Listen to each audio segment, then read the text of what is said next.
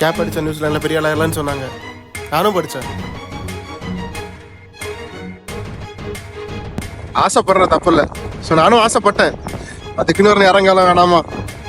Winter jacket வாங்கு, hoodie வாங்கு, cracks வாங்கு, ஷூ வாங்கு.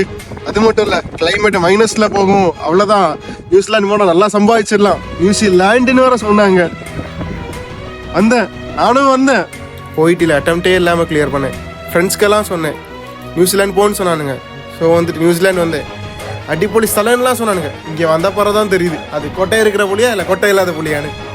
அந்த போகிறான் பாருங்க ஐஎல்ஸ் கூட கிளியர் பண்ணலாம். அவன் வாங்குறான் 2500 3000. ஆனால் தான் என்னடா இவன் பைத்தியக்கார மாதிரி எதோ உளறிட்டு இருக்காதுன்னு நினச்சிக்காதீங்க. நியூசிலாண்டோட கரண்ட் சுச்சுவேஷன் பற்றி தெரியணுமா? கீழே ஒரு கமெண்ட், ஃபுல் வீடியோ ஒரு கமெண்ட் மட்டும் போடுங்க. சொல்கிறேன் இங்கே இருக்கக்கூடிய மொத்த கதையும்.